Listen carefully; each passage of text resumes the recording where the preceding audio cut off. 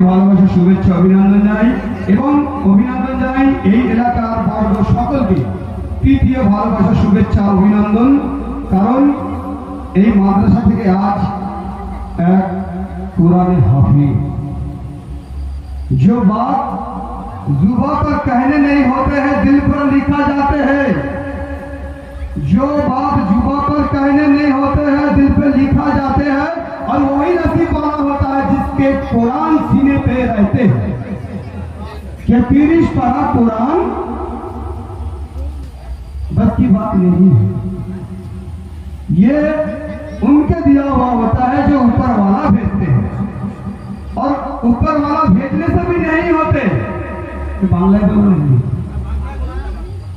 ऊपर वाला दिले भी होवे ना, ऊपर वाला तो ऊपर से पाठाए